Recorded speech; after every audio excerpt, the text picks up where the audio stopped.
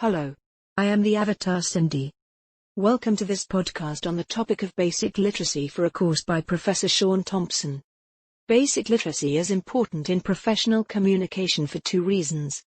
The first reason is that people form an initial impression about your professionalism and your competence based on the literacy of your communication.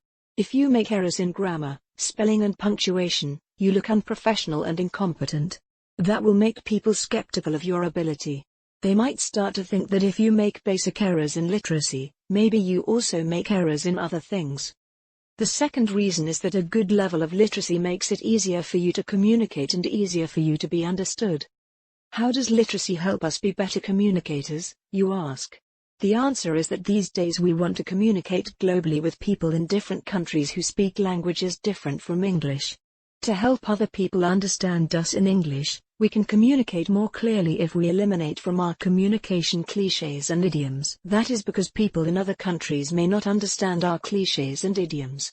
We can also communicate more clearly if we use words in their literal sense. And we can communicate more clearly if we use grammar that is simple and straightforward. Do you have any questions so far to ask the Avatar Cindy? Just raise your hand if you have question. I do not see any hands raised, but I see some of you are distracted by social media on your smartphone.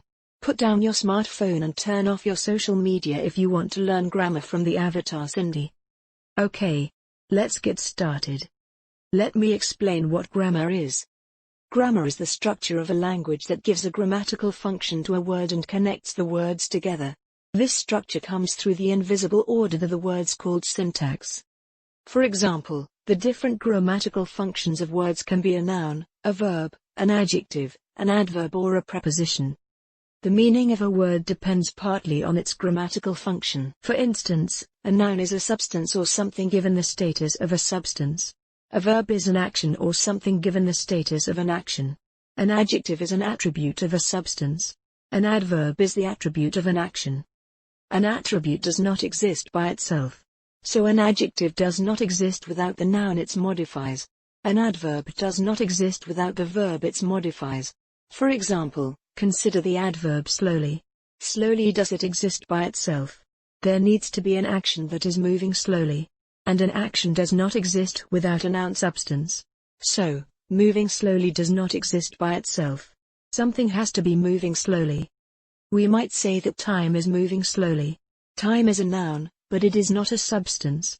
But by making time into a noun it has been given the status of a substance so that we can understand it and discuss it. We cannot understand the meaning of a sentence unless the words are given a grammatical function in the order called syntax. Thus grammar gives meaning to a group of words. That is good, but our understanding of the world is also limited by words and by grammar. It is very difficult to discuss ideas if we don't have words for the ideas.